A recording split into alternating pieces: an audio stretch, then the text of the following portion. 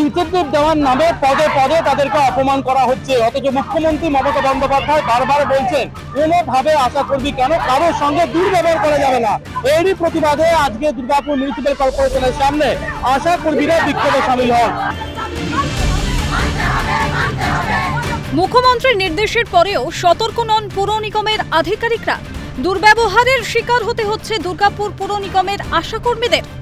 কাজে অতিরিক্ত প্রেসার, ঠিক মতো বেতন না দেওয়া, অশ্রাব্য গালিগালাজের অভিযোগ উঠেছে পুর নিগমের কর্তৃপক্ষের বিরুদ্ধে।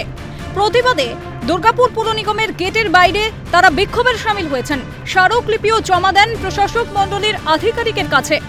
দাবি তারা ইনসেন্টিভ চান না, সম্মান চান। আমরা ইনসেন্টিভটা নিতে চাই না, যে ইনসেন্টিভে আমাদের এত অপমান সেটা আমরা চাই না। আমরা বয়কট করব, ইনসেন্টিভ আমরা বয়কট করতে চাই। যেদিন মাননীয় মুখ্যমন্ত্রী 129টা পৌরসভার আশা কর্মীদের কাজে সুনাম করেছিলেন, তার পরের দিন থেকেই আমাদের উপরে অত্যাচার নেমে এসছে। আমরা কাজ করছি, আমরা সহ্য করব, কিন্তু আমাদের বাড়ির লোক তো এখানে আসে না। মা বাপদের তুলে কথা বলে, তারপরে যা অপমানযুক্ত অনেক কিছু কথা বলে। কে বলেন এটা? পিএইচএ ম্যাডাম বলে। এদিকে অভিযোগ অস্বীকার দুর্গাপুর পুর নিগমের প্রশাসক মণ্ডলের সদস্য রাখি তিওয়ারির। তার দাবি কেউই দুর্ব্যবহার করেন না।